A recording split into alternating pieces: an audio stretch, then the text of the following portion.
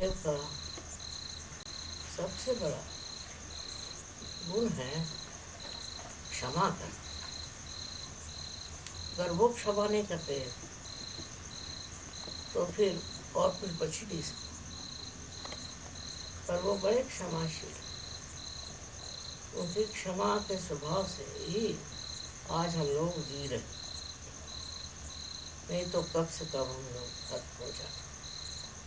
ऐसे महादेव से यही मांगना चाहिए कि हमें भी एक क्षमा का स्वभाव दीजिए। उनके जैसा चरित्र, उनके जैसी शक्तियाँ बहुत कम, पर ये सब होते हुए भी वो अत्यंत क्षमाशील, और हम लोग मानव हैं ये समझ करके वो हमें क्षमा करते। उनके क्षमा का गुण हम लोगों को लेना चाहिए।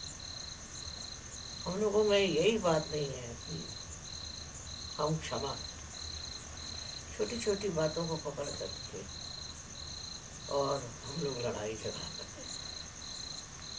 ये महादेव की पूजा नहीं होगी। महादेव को जो मानते हैं उनको चाहिए कि सबको क्षमा करें।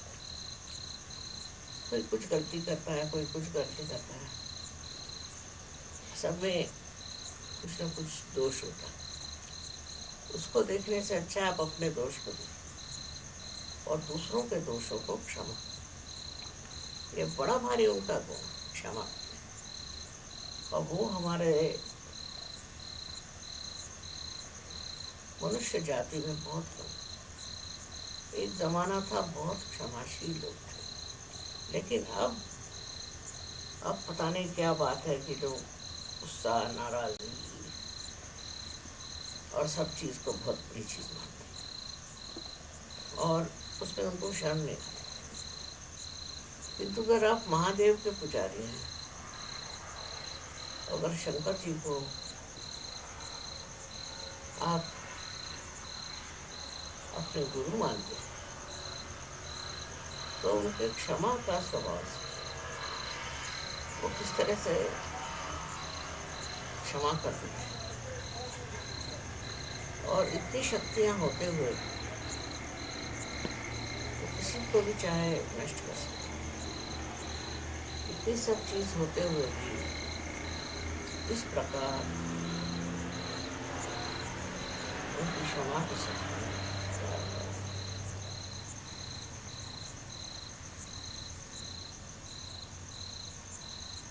बहुत से लोग शिव जी की पूजा करते वक्त उनसे क्षमा याचना, हे प्रभु हमको तुम क्षमा। लेकिन वो स्वयं ही क्षमाशील, और क्षमा में एक बड़ी उदारता होती है, बड़प्पन होता है।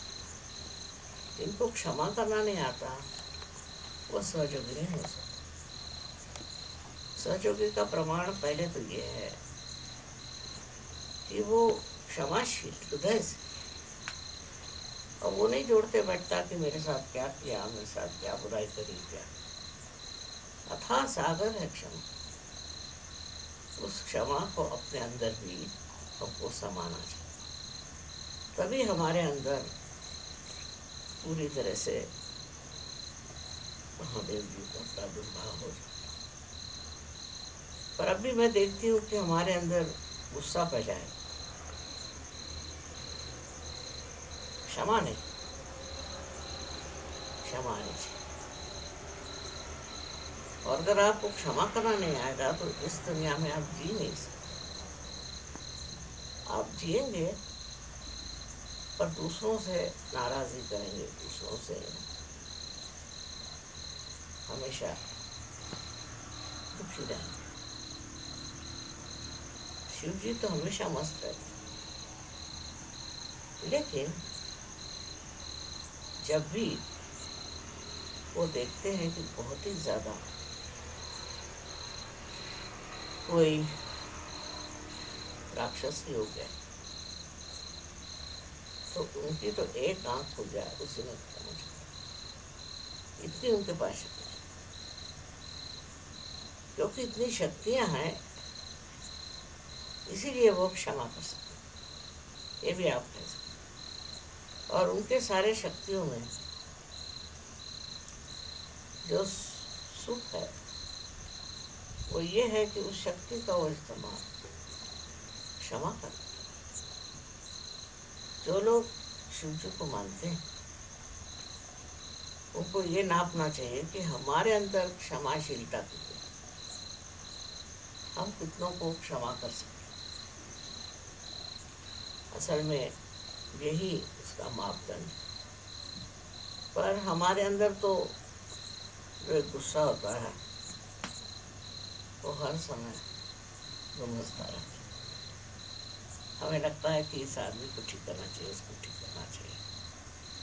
ये गलत बात है। आप कौन होते ठीक करने वाले? जब शिव जी नहीं ठीक करे तो आप कौन होते?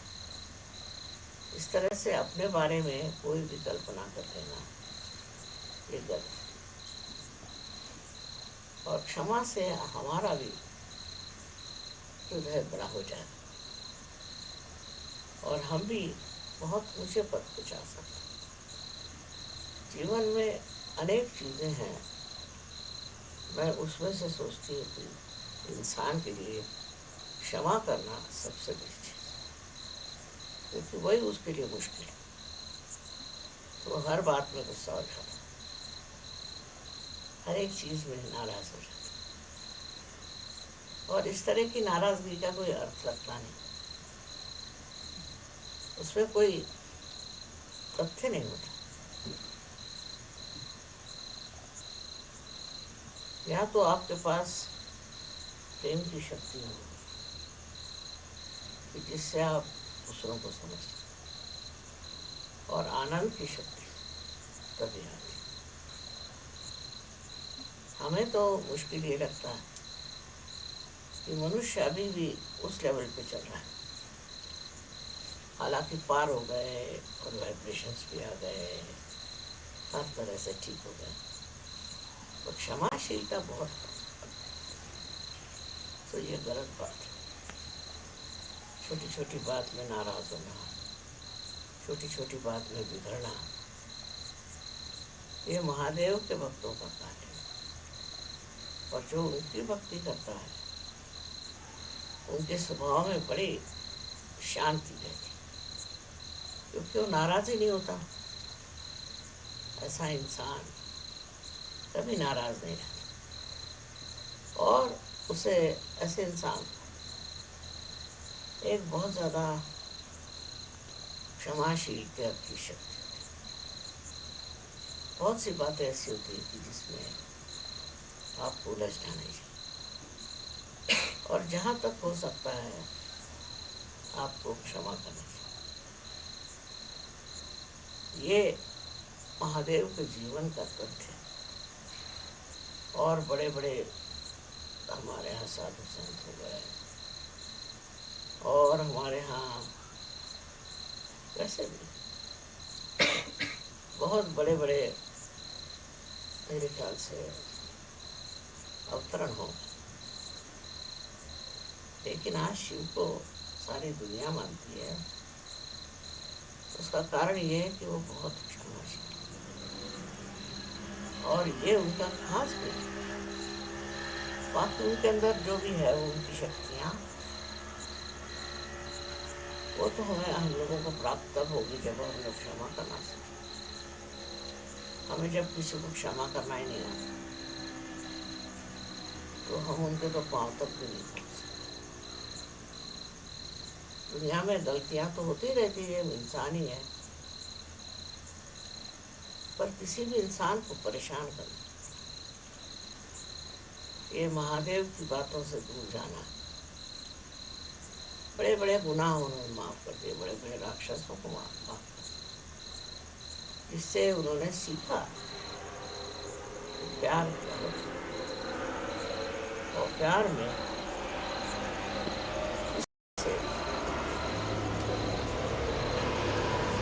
इंसान को क्षमा करना चाहिए।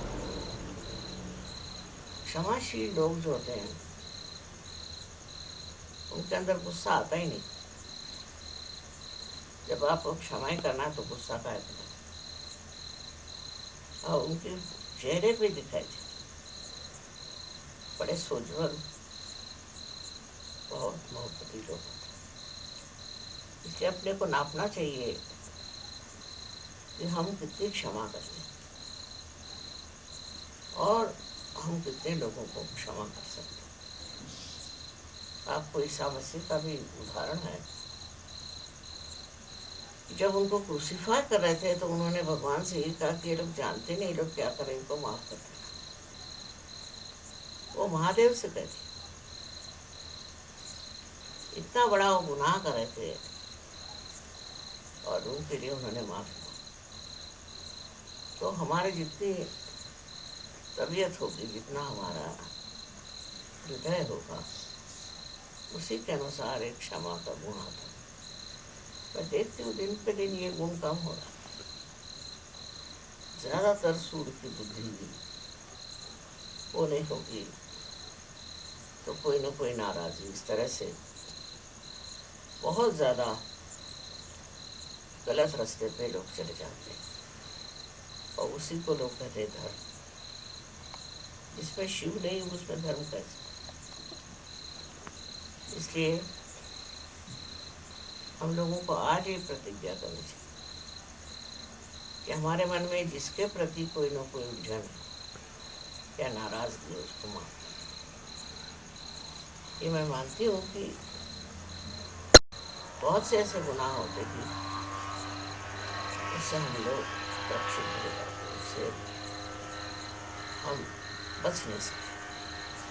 लेकिन अगर आप शिव जी को मानते हैं तो आपको हैरानी होगी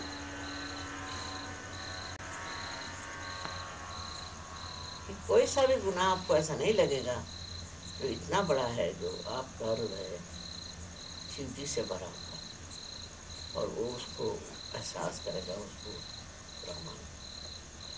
इसलिए किसी का भी अपमान करना, किसी को भी नीचा दिखाना, ये गलत काम। हम कौन होते हैं दूसरों का अपमान करने वाले? अब इंसान अपने अहंकार में करता है सब, ये सब अहंकार इच्छा है।